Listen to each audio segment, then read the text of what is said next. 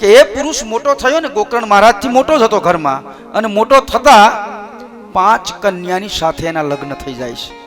જો આ શરીરમાં એની સાથે કેટલી સ્ત્રીઓ લગ્ન કરે છે? 5.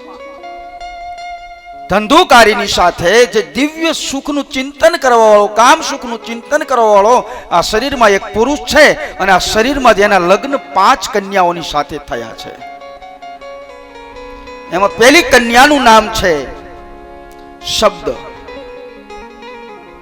બીજી કન્યાનું નામ છે પ્રષ્ટ, ત્રીજી કન્યાનું નામ છે રૂપ, ચોથી કન્યાનું નામ છે રસ, અને 5મી કન્યાનું નામ છે ગંધ. આ 5 વિષયો જે આપણા છે, રૂપ, રસ, ગંધ, પ્રષ્ટ, આ જે 5 વિષયો છે ને, એની સાથે પુરુષના લગ્ન થયેલા છે. એટલે વારંવાર આપણને કોઈ છેતરતું હોય તો આ 5 વિષયો છે સાહેબ.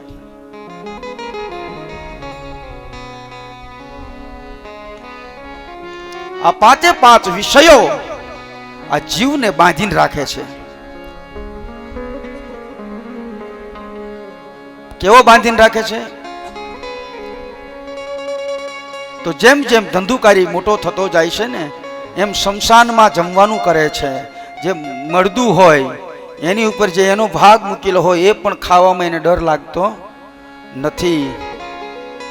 શબ્દ હસ્તે ભોજનમ, શબ્દના હાથનું પણ એ ભોજન કરવા લાગ્યો છે.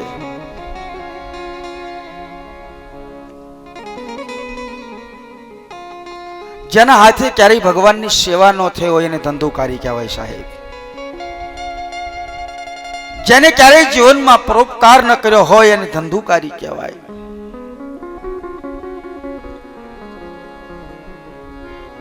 જેને જીવનમાં ક્યારેય કોઈનું સારું વિચાર્યું ન હોય એને ધંધુકારી કહેવાય.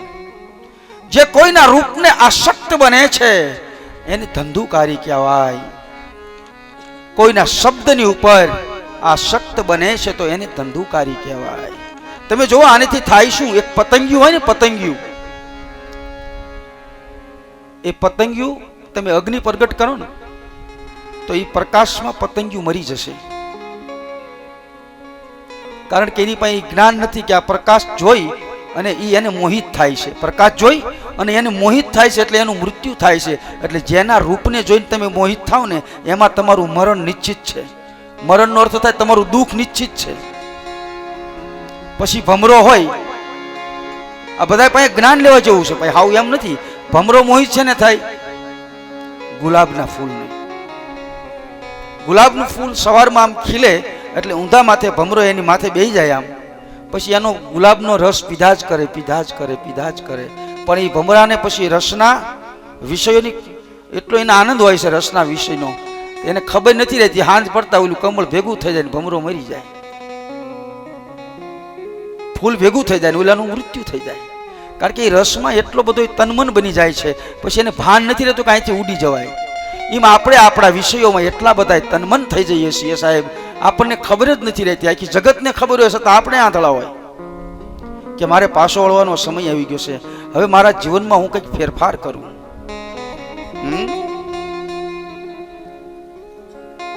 બાકી તો તમે આમ જોવો ને, ભગવાન એમ કે છે કે હું તારાથી ક્યાંય દૂર નથી. ગીતાજી ક્યારેક વાંચજો, ગીતાજીમાં લખ્યું છે ફળની અંદર રસ તે હું છું, હાથીઓમાં એરાવત તે હું છું. આવું લખ્યું છે. તમે કેરી ખાવ ને તો એમાં ભગવાન કોણ છે? રસ જે છે ને, રસ એમાં ભગવાન છે. રસ ઈ જ ભગવાન. બાકી ગોટલા તમે કોઈ દી ખાધા? હા, સાલોતરા નાખી દો છો ને, પણ એની જે રસ છે પણ એ રસ પૂરો કોઈ નહીં. એ રસ પૂરાય કેવી રીતે અંદર? આ તત્વજ્ઞાન છે સાહેબ. એ તમારા ઘરમાં આંબો હોય તો તમને ખબર ન પડે કે આમાં રસ આવે છે ક્યાંથી. આપણે ખાવી આપણને ખબર નથી સાહેબ. તો કોઈના રૂપને મોહિત થાય એ ધંધુકારી, કોઈની વાણીને મોહિત થઈ જાય ધંધુકારી સાહેબ. આમાં એક જ કામ કરવાનું છે કે આ 5 વિષયોને ધંધુકારી પરણી ગયો અને સવારમાં જાગીને સ્નાન ન કરવું, કોઈ ક્રિયા ન કરવી, આનું નામ ધંધુકારી.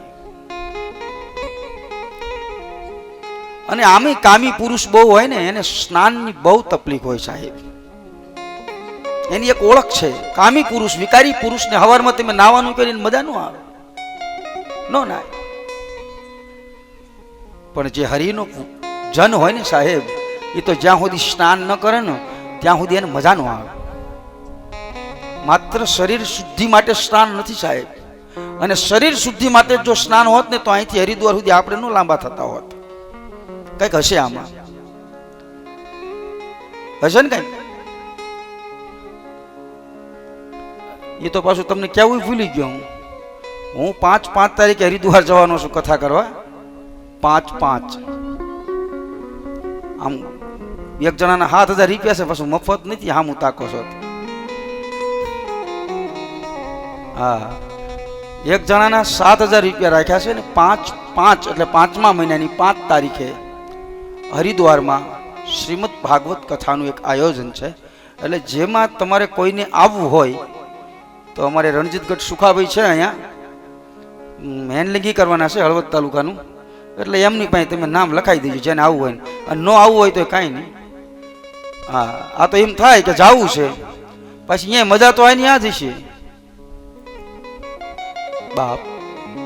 પરમાત્મા, હું તો એમ જ કહું, ભાગવતમાં તો એવું લખેલું છે કે 12 મહિનામાં 1 મહિનો તમારે કોઈ તીર્થ સ્થાનમાં જ રહેવું જોઈએ. 12 મહિનામાં 1 મહિનો તમારી પાસે ગમે એટલી સંપત્તિ હોય, પણ 12 મહિનામાં 1 મહિનો તમારે કોઈ તીર્થ સ્થાનની અંદર રહેવું પડે. તો એમ ધંધુકારી સ્નાન કરતો નથી, શમશાનનું ભોજન કરે છે.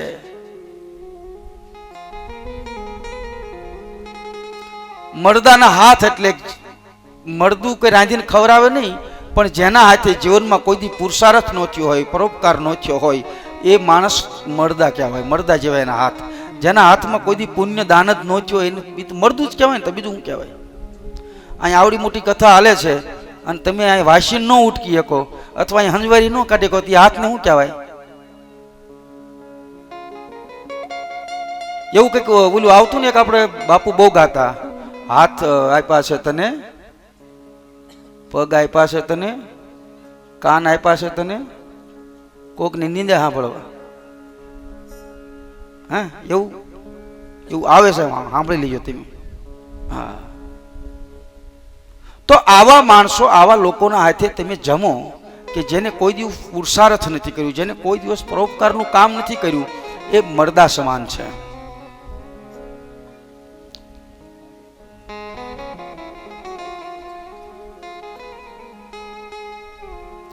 સ્નાન કરવું એટલે માત્ર શરીરને શુદ્ધિ માટે નથી સાહેબ. સ્નાન કર્યા પછી ધ્યાન કરવું, સ્નાન કર્યા પછી ધ્યાન કરવું, સંધ્યા કરવી, આનું નામ સ્નાન છે. પછી નકરા બાથરૂમમાં નહીં પછી હવે કઈ નથી કરવાનું એમ નહીં, સંધ્યા કરવી પડશે, ધ્યાન કરવું પડશે. જે તમે જે કઈ જેને માનતા હોય ત્યાં તમારે તમારી ક્રિયાને સમર્પિત કરવી પડશે. આનું નામ છે સ્નાન. પણ શાસ્ત્રમાં સ્નાનના પણ 3 પ્રકાર બતાવ્યા છે. તમે જે સ્નાન કરો ને એને 3 પ્રકાર શાસ્ત્રમાં બતાવ્યો છે ભાગવતમાં. સવારમાં તમે 4 વાગે સ્નાન કરો દુદાભાઈ, તો એને ઋષિ સ્નાન કહેવાય. કેવું કહેવાય? ઋષિ સ્નાન. સવારમાં 4 વાગે જાગે તો, અત્યારે તો હાઉદ વેલા જાગે છે, વહુ તો નથી જાગી એકતી, દક્ષ છે.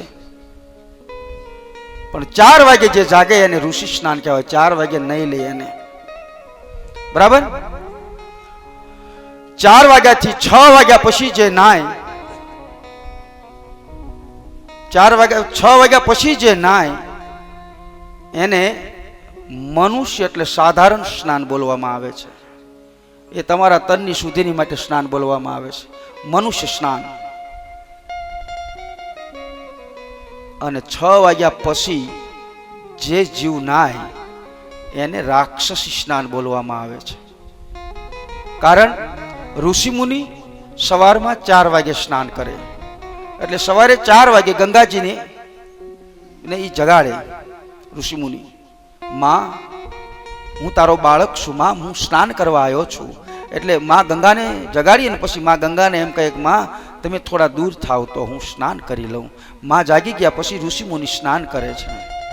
સવારમાં 6 વાગે સ્નાન કરે એને અસાધારણ મનુષ્ય સ્નાન કહેવાય છે. પણ 6 વાગ્યા પછી જે નાય ને તો એને રાક્ષસી સ્નાન બોલવામાં આવે છે. કારણ કે સવારે 6 વાગ્યા પછીનું જે સ્નાન છે ને એમાં ઋષિ મુનિઓની વખતમાં બધા રાક્ષસો સ્નાન કરવા આવતા, એટલે એમાં કોઈ જાતનો ફેરફાર થાય નહીં. તો તમે સૂતા હોય તો ભલે, પછી 6 વાગ્યા પછી જાગી નાવ તો ભલે, એક પણ વિચારનો ફેરફાર થાય નહીં. 1 મહિનો ટ્રાય કર્યું તો કરી જોઈએ, તો એની ટાઈમની તમને હાથે ખબર પડી જશે. તો બાપ પરમાત્માએ આપણને આવું કિંમતી શરીર આપ્યું છે, તો સવારે 4 વાગે જાગીને સ્નાન કરો.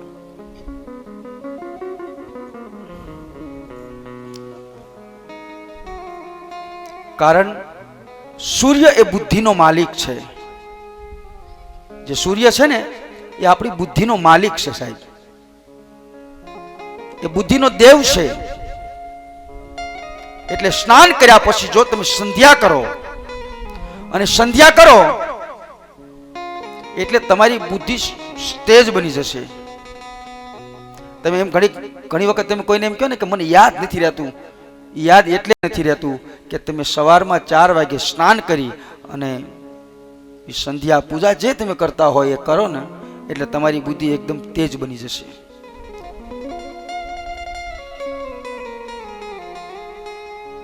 એટલે સ્નાન અને સંધ્યાના નિયમો હોય. ખાવાના નિયમમાં ફેરફાર થઈ જાય ને તો હાલે, પણ આમાં કોઈ જાતનો ફેરફાર હાલે નહીં. પણ આપણે છે ને માં સન્માન આપીએ છીએ, આપણે એને જ માન આપીએ છીએ કે આપણા ખાવામાં કોઈ જાતનો ફેરફાર ન થવો જોઈએ, બરાબર ને? બીજી બધી ક્રિયામાં ફેરફાર હાલે, પણ ખાવામાં ફેરફાર નહીં કરવાનો. એવું નહીં ચાલે સાહેબ.